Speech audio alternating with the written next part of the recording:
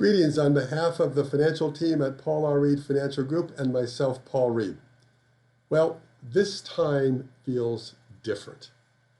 You know, over the last 20 years, we've seen market declines and market advances. We've seen two of the biggest recessions since the Great Depression, but somehow, folks, this time just feels different. Let's explore that. What we're going to do is talk about the differences and how a market recovery might be shaping in the future because of those differences. Now, I'm going to do that by providing some perspective in three different areas related to this market. Number one, it's the health crisis that we're in. Number two, it's the economic slowdown that we're experiencing. And number three, it's the market downturn as a result of this. And finally, I'm going to wrap up with a graphic about how this market recovery may transpire and what shape it might be in. So let's begin. First, we're in a health crisis, no doubt about that. The coronavirus has taken over the news and every one of our minds. Well, what happens, we have a virus that we don't know whether it's fact or not fact. We don't know how extensive it is in our society, in our country. We don't know if it's going to be effective, and we don't know what we should do except for follow the guidelines. Well, you see, there are some similarities in 9/11. So let's talk about 9/11 versus the COVID-19 virus. Talk about the differences and similarities, and let's draw some conclusions and contrasts. Well, first of all, there are some similarities. Let's address that.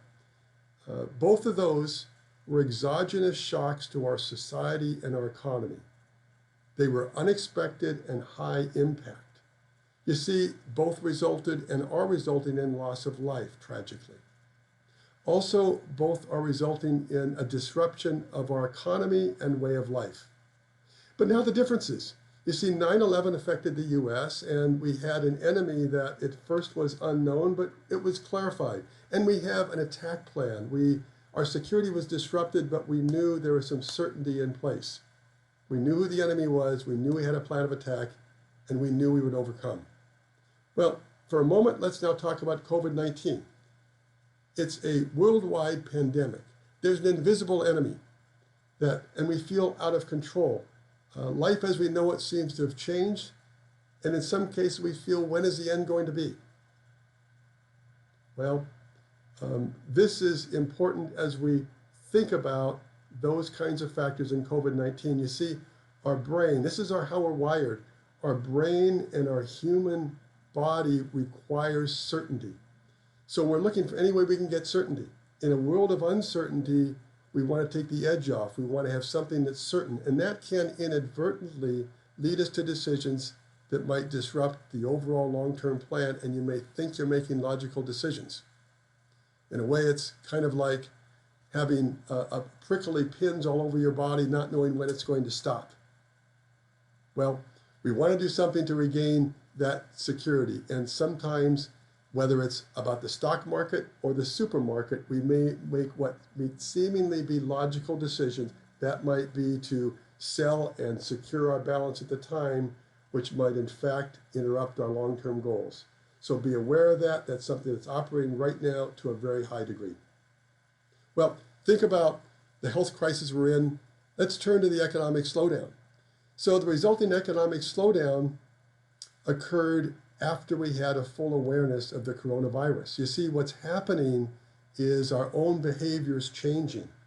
Our commerce is coming to a slowdown, or in some cases a halt, based on the restrictions that we have for our own protection, and also, frankly, based on our own behavior. So consumer demand for activities such as shopping, such as movies, such as entertainment, travel, has all been curtailed. And subsequent economic effects have happened, which include some layoffs, include business slowdown. And of course, what happens is 70% of gross domestic product is coming from consumer purchases based on consumer confidence. So this is a serious situation. Well, there are two mitigating factors I want to be sure you're aware of that will lessen the impact. Number one, again, thinking about the contrast between 9/11. Number one is the state of the economy as we entered this. You see, 9/11, you might recall, we just came off of Y2K, the tech bubble burst. unemployment was at 10%, and then we had 9/11. So we had an unhealthy economy, and then we had this exogenous shock. So contrast that with COVID-19. We had a relatively healthy economy on top of an outstanding stock market performance with business activity at a very high level. And then we entered this exogenous shock. We're in much better position, much like a healthy patient that gets ill has a much better chance of recovering successfully and more quickly than an unhealthy patient. Well, think also then about the market downturn. So the market downturn, best way to look at that is markets are driven by logic and emotion. Where logic comes in is typically the market reflects the state of the economy. In an orderly market, you've got supply and demand for individual securities and then collectively as the market. And there's a balance, and that's an orderly market. Now, what occurs when effects like we've seen occur, both on the upside or downside, you get emotions that override logic. So what's occurring right now is emotions are riding high on the market. Logic is almost out the window. No longer are valuations important. What's really important is what folks see in the news and how their brain works to try and get them to a place of stability. And that means some cases folks will sell at the wrong time. In some cases, they respond to market movements. I'm going to suggest that the best course of action is to recognize this.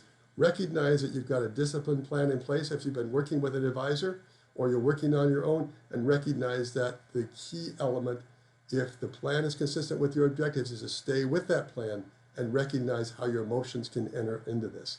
Now, what will happen, folks, is when we get clarity into how extensive this virus is, what solutions are being proposed, and more stability, you will see logic return, valuations will improve, and markets will come back. Well, thinking about now the graphics, I'm going to show you a chart. Looks like this. And it simply looks at three of the ways that our markets can recover. You'll see a V, you'll see a U, and a lopsided L. Let's talk about that. You see, the markets will recover. I have every reason to believe that they will, based on the ingenuity of our country, our history, and the creativity and innovation that we have right now. Well, think about the V. The V simply means we had a sharp decline, which we did, and then we'll have a strong snap back. After more certainty about the extent of the virus and what decisive actions are being taken, when logic overtakes emotion, what we're going to have is a market that, in this case, under the V, would potentially snap back based on a healthy business climate, return of demand, and the federal stimulus, and perhaps, folks, even more efficient and newly developed processes in sourcing. And that's the V. Now, think about the other. The other we talked about was a U. So the U, again, the market decline, you have a level plane, and then it comes back up again fairly sharply. So in that case, what occurs is at some point we'll reach some stability. It may take longer, and the market may come down and be rocky at a certain point, a bit horizontal with ups and downs. And then what you're going to see, that'll be followed by sharper increases for the same reasons that I spoke about earlier. Now, finally, there's that lopsided L. Now, what's that? Well, the lopsided L simply means after this sharp decline, there'll be more clarity, and then we will gradually climb out of this as a slow return of business activity occurs, a slow return of consumer spending, and will take time to recover. So think about the V, the U, and the lopsided L. Folks, we will recover. It's just a matter of what those will look like. Well, now, when will that occur and how will it occur? Well, obviously, that could be over 6 months, 9 months, 12 months, or even longer. Folks, the multiplicity of factors affecting this and the unknown, it's difficult to know when that will be. But recognize that it will recover. I'm confident of the underlying strength in our economy and the history of our markets. Well, now, specifically, for you that are clients of Paul R. Ried Financial Group, let me just have a word with you. I have every confidence to believe in our state of the economy, the markets, and your success. And folks, that confidence stems from three factors. And that comes from, folks, these are a bit unrelated to the market, but first of all, that comes from the process that we have used, the planning process to develop the very clear retirement objectives for you and the implementation of a strategy to make that happen. And that means a strategy based on your income need, your risk temperament, your time horizon, and your return objective. And I have confidence in the process that we use and the tools that we have. Besides the process, I have confidence in the people that are serving you. You see, your financial team is handpicked by me, and for their experience, for their expertise, for their dedication and commitment to your success. I have every confidence there. So the process, the people, and finally the portfolio. You see, your portfolio has elements related to your unique objectives based on our research.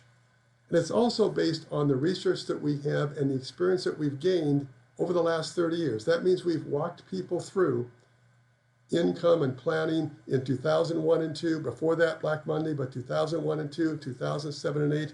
And your portfolio today reflects some of the lessons learned from that to really build in that strength that we need to comfortably and confidently and consistently achieve your goals over a variety of market conditions. Well, I want to suggest that this time does feel different. I'm going to suggest to you that the market will recover, new highs will be repeated, and that will be the same.